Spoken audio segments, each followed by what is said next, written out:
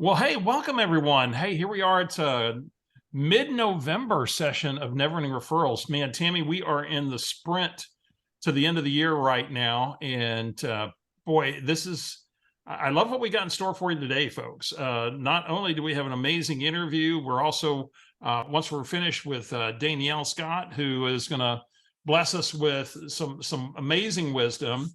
We're going to getting into 8 touches for a lasting impression. So that'll be session 5 of Never Ending Referrals today. So we're going to get started. And Tammy, I think I hit the record button. We're good to go. Well, first, let's welcome Dainelle Scott to the program. And Dainelle, tell them a little bit about your market, where you're at. What markets do you serve them? Because they're going to send you some referrals.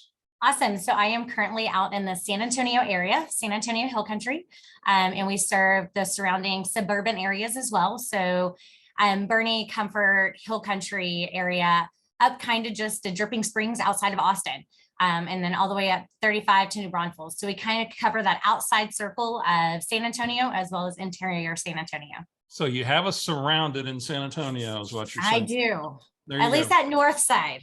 There you go, on the north. So we got us cornered. Love it.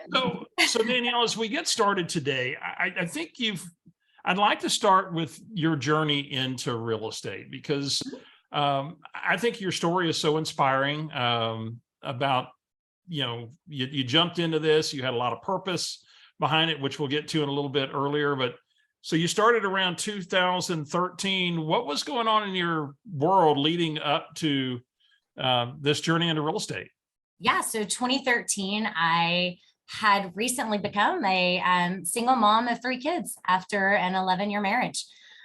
So a lot of upheaval and kind of turning over a new leaf and a new life per se. And so I was in sales in life insurance and property and casualty with State Farm at the time, and kind of had an option whether I was going to go in as a partner on an office or if I was going to jump into real estate. And I had some people behind me that kind of pushed me the real estate route, and here I am. Well, and then by the way, so you started real estate, you actually moved communities. So when you started your real estate career, this was a community that was new to you. You didn't have those relationships from insurance. I mean, you moved, what's that, Bernie to Kerrville, what, the good 40 miles? 45 minutes to an hour, depending on, of course, traffic. So I picked up my kids and moved out of the community we were in and started brand new and fresh because I needed a new start. That just meant that my database was now 0 and my pipeline was now 0 and had to start an entirely new business, not knowing anyone here, with the exception of one KW agent. Well, at least that was something, right? So I had one. Yeah. So 2014, you told me it became an all or nothing kind of moment. Tell us about that. So in 2014, got my license. I did join a team here at KW Bernie and kind of started things for myself and realized that I wasn't going to be able to have someone feed me solely, that I was going to have to do this myself and kind of pull up my bootstraps. And I also had 3 kids who were desperately depending on me to make it. So it became not a choice or not a want, or it was a have to. So I really had to dig into building that database and learning who my database even was at the time. Yeah. Well, take us down that journey because, you took the approach you have taken to building your database is actually something we kind of talk about when we get into farming, but just take us down the journey of starting with 0 in a database and kind of how you built it. And so I started joining every free club that I could. Free meaning I didn't have to pay to be a part of it. So I jumped into both PTOs at the kids' school. I jumped into the mom groups here in Bernie. I jumped into our neighborhood activity board so that I was making these contacts on purpose. And I also jumped into open houses with other agents that I had to get in to meet more people to start my database. And then I started volunteering huge, which is another huge part of my business, and getting involved back in the community and giving back at the time that I was actually taking from the community as well. there were times that we sat in food lines 10 year, in 2014 to get food for me and my kids for the week.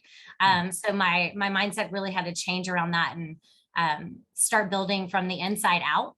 And that was mostly surrounded around my children 90% of the time, because that's my common sphere was my kids. Yeah. Wow. And so lots of open houses, PTO. I know you mentioned church. Sure. Yeah. What were, and you talked about sticking yourself in the real estate conversation. What's that like? What did that mean? So we always talk about RAS. So we talk about your RAS in bold and your RAS in life. And so every real estate conversation that I could hear, I'm looking to buy, I'm looking to sell, my friends are doing this. Like, I am just the person that will walk in and go, hey, so my name's Dainelle. How are you? Tell me about your friend. Tell me about your place. Tell me about your situation that we're in, and kind of inserting myself into the conversation, never introducing myself as a realtor first, gaining trust first, and then coming into, well, I'm a realtor, I would love to help. So always coming from contribution in those situations of, oh, let me send you over this contact or this person or this connection, even to pediatricians or to plumbers or to electricians and things like that. It really allowed us to start building trust before I asked for the referral.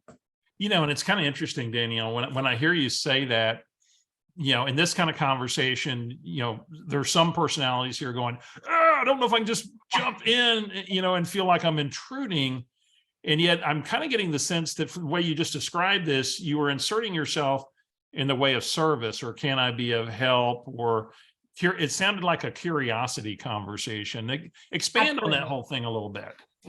So it's always, we use the bold law coming from contribution. And so where can I help and how can I serve is my first question in any conversation that I go into.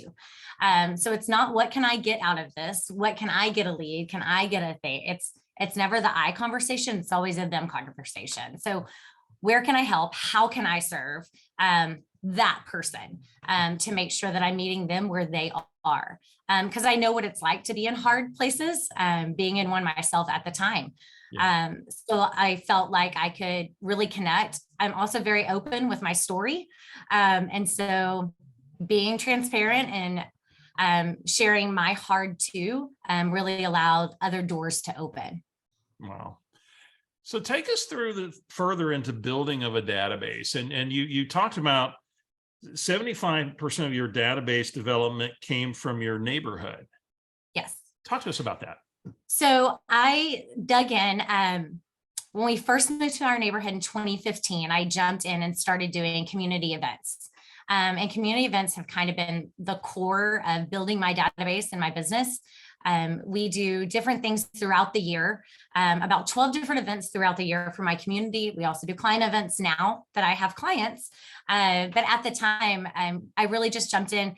And the way I did it was giving the community a way to serve. So one of the first things that we did was took brown paper bags. We have HEB here, but from your local grocery store, we teamed up with them and we take these brown paper bags with the list of school supplies. And I laid them with the list of school supplies as well as my contact information on every door in my neighborhood, door knocking my first year.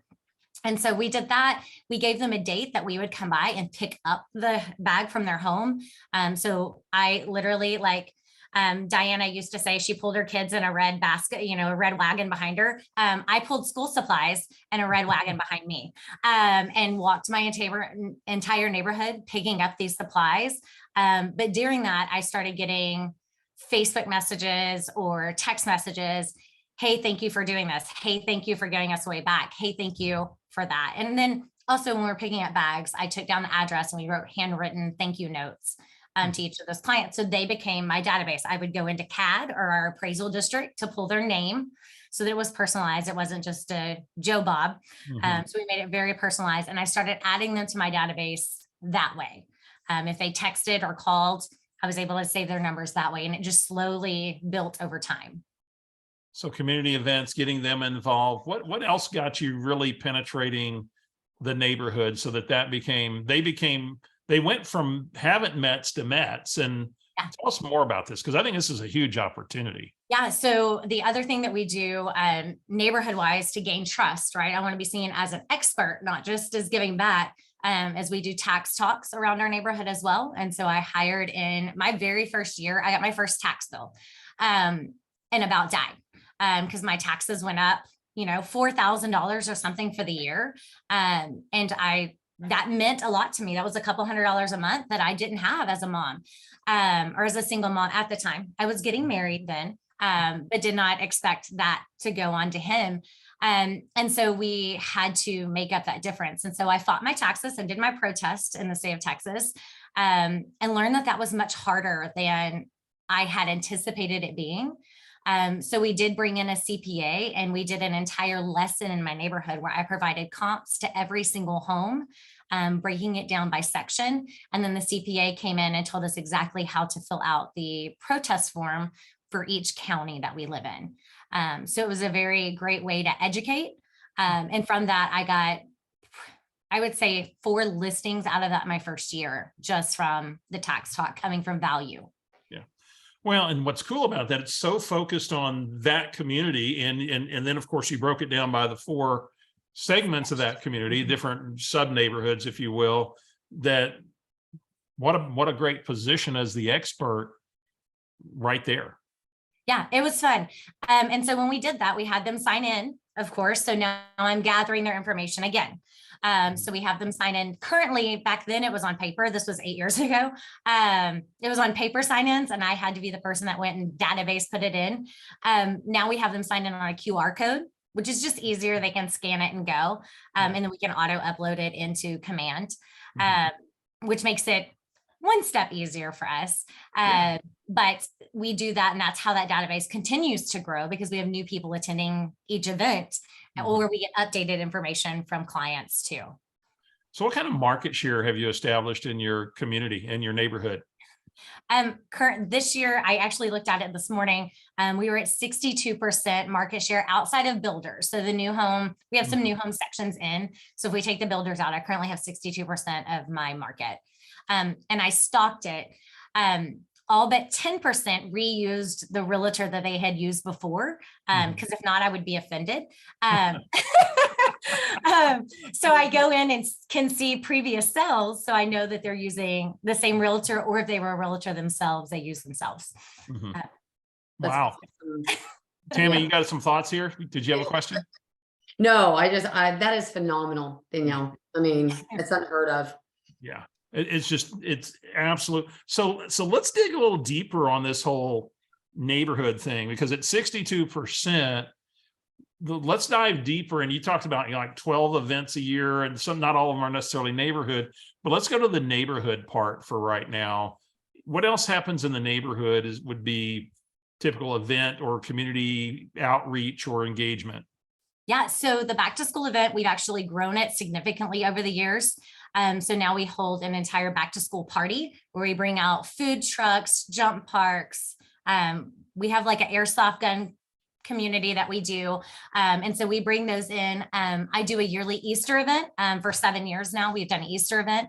I bring out 10,000 Easter eggs and we split it up. Lots of eggs. It rains every year. So if it needs to rain in Texas, I need to host an Easter event. But we go out, we rope off sections, and I've seen some of these kids grow up from like one section to like the top section now, which has been really fun, part of their lives. Our biggest event is Christmas. And so we do a huge Christmas event in our neighborhood. This is for my clients as well as for the neighborhood. So we do a cohesive client and neighborhood event, only because Santas are sometimes hard to come by for 6 to 8 hours a day for 2 events. So we do bring those in together.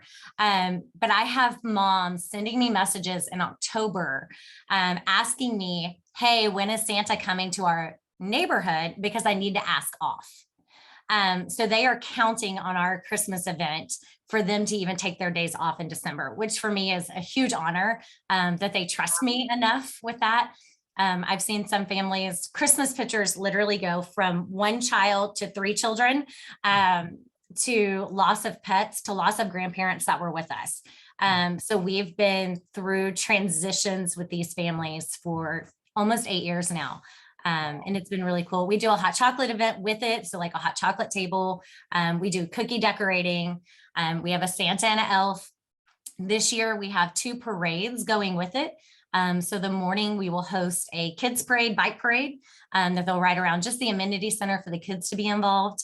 And then the evening we have a lighted parade that will have Jeeps and golf carts and ATVs lighted going through the neighborhood with Santa on the back of a fire truck saying goodbye after he's taking pictures with all the kids. So it's become a very big, a full day event. We go from like 10 to 9 and people love it. But I'm able to touch with that event, children with small kids and the older people with the golf carts. Like I'm able to match everyone in between and really get entire community involvement at that time. Yeah. Dainelle, how many people are in your community? How many homes? We currently have 600 homes. Okay. Mhm. Great size. Yeah. It's a great farm. And I stay very well connected in it.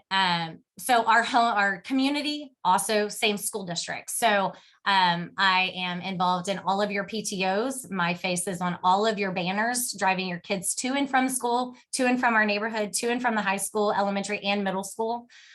So I'm very involved in our public education system as well, on PTOs and something called Bernie Education Foundation, where we do additional support outside of the district. Yeah. So take me down. Let's go back to, so all this in the community has been a huge feeder for your database. And then of course it's grown through other organizations, through referrals, PTO, teacher organizations, kids activities, athletics, things like this. If I'm the typical person in your database, other than the events, how do I hear from you throughout the course of the year? DTD2. So we have been doing DTD2 before DTD2 was cool.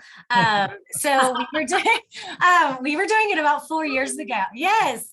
4 or 5 years ago, I actually installed this, not the same breakdown. Y'all's is much more efficient. So we've adopted this side, but we break it. And like, I'm looking over because it's hanging on my wall. So you can't see it, but it's directly beside my computer to the left because it's very much in my eye shot, because that's what it means to us. And so we pull that through.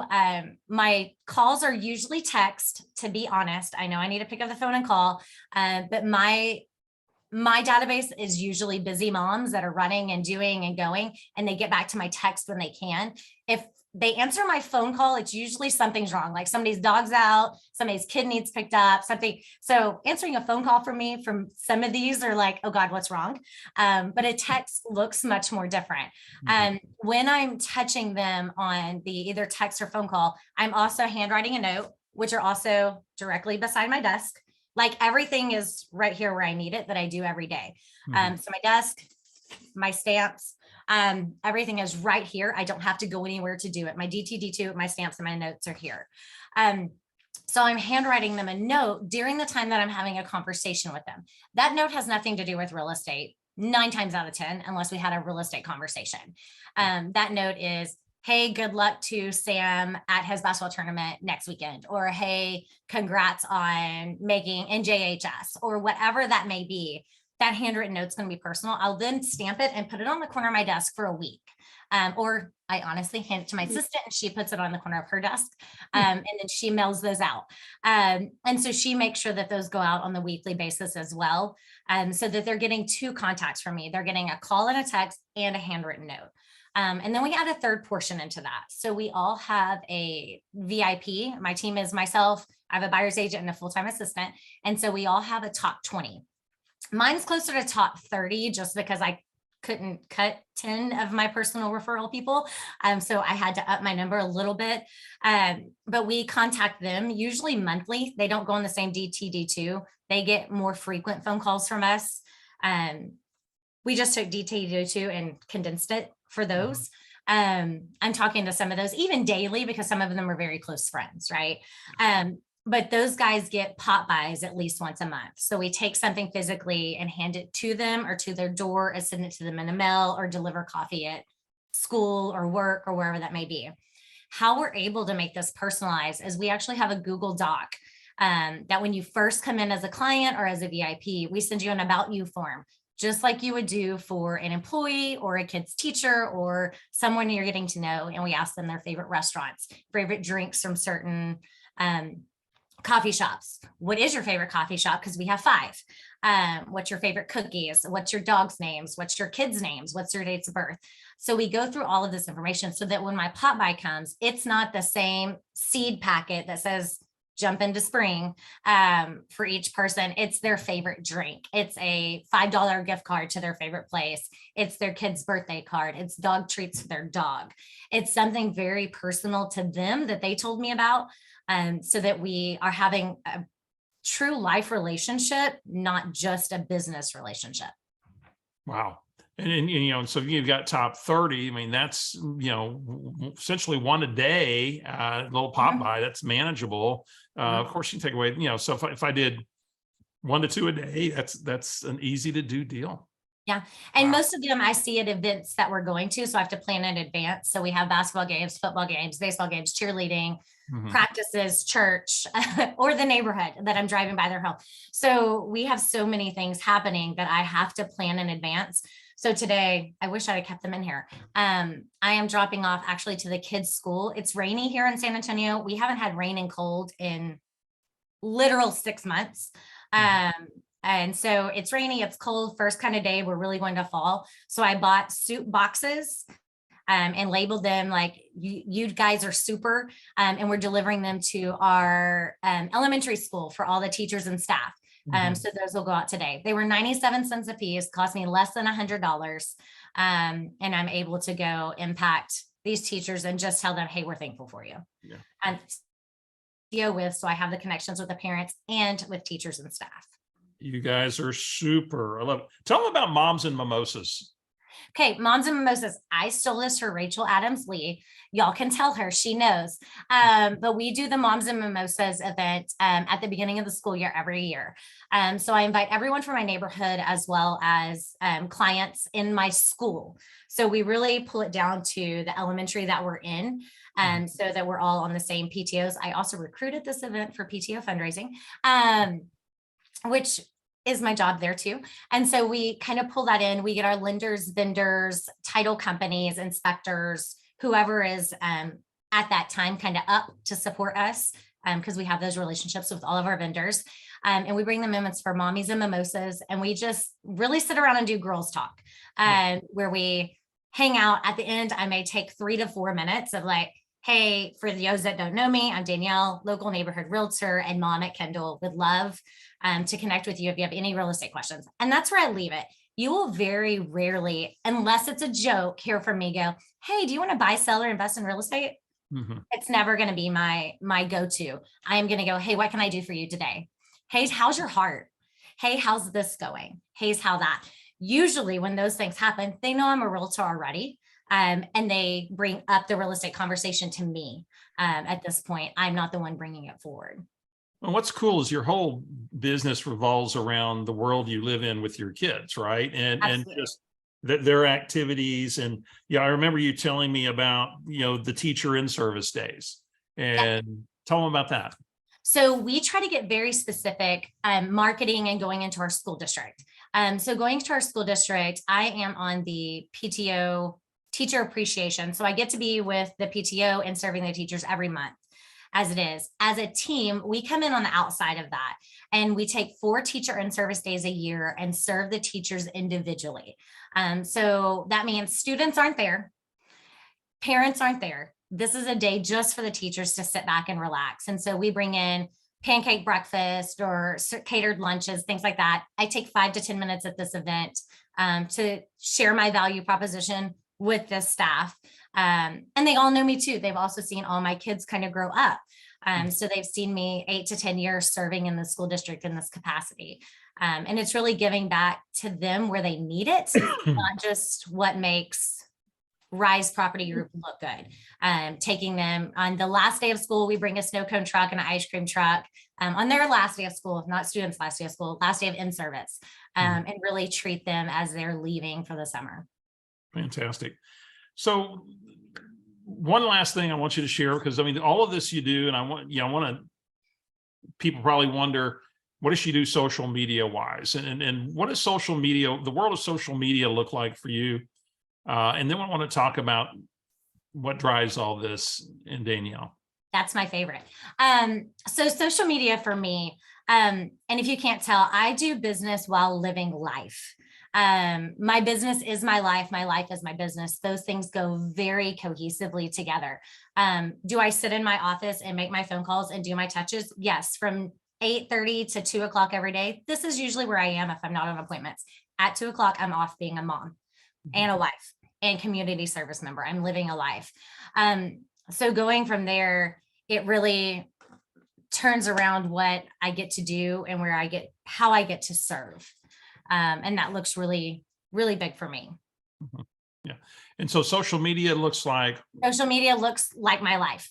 it's not overdone real estate. It's not. I do what I am on Be Real. If y'all are also on Be Real, right? New social media app of adults. My children are allowed to be my friends on there. But I make it real life. So checklist are my life was my Be Real today. While I'm sitting in my office, but also like house is on TV in the background. So people are seeing me be realistic. My personal page looks about 9 personal posts to 1 real estate post, because people see me more active in the community and in my life with the kids. And they're like, man, you're always on the go, but we always see you here. If it's going to be a real estate post on my personal page, it's the story. So it's this person impacted my life this way, or I got to share. I did one just this last week I shared the book, Philosophy of Money. Psychology of Money is what it's called, Psychology of Money. And I shared that with a rental client who's putting his house up for rent, moving to Louisiana. And as we begin to build his rental portfolio, I shared this book with him. And that's one of my favorite things, is to not only teach our clients how to build wealth, but continue their education in it and get to be a part of that process. So now they'll be looking for multiple rental properties in the area to be able to start building that wealth. And it's really cool to come from that aspect. But I showed that on social media. Then I had people messaging me. Not all of my comments are on my thread or my likes are on my thread. A lot of mine come through the personal messaging, because not everybody wants everybody to know their business, right? Yeah. Or who they're talking to. Yeah. So I get a lot of PMs where I was able to share the link of this book with them, of about 7 other people after just posting it on social media. Yeah. So let's wrap up with MC squared. My heart. So the biggest reason, and people always ask, why do you do what you do? The red book, what's your big why, right? There's a book, why. Simon Sinek has a book out too. I don't want to name drop too much. Read the red book.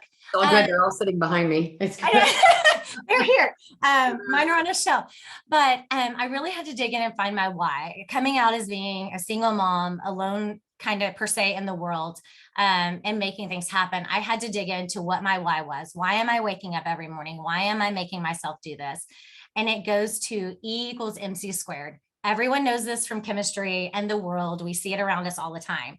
And who my God is, I believe that he's way bigger and saw this big picture before I ever knew.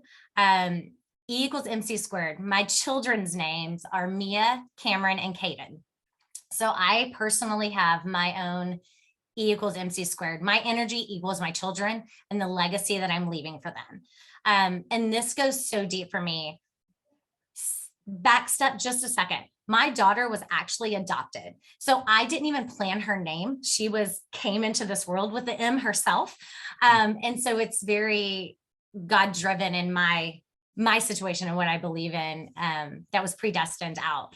God gave me my big why to have this purpose. And so it goes as far as it's on every check. And I also have checkbooks here. I'm not going to show you my checkbook number, but on all my checkbook accounts, my LLC is MC squared legacy.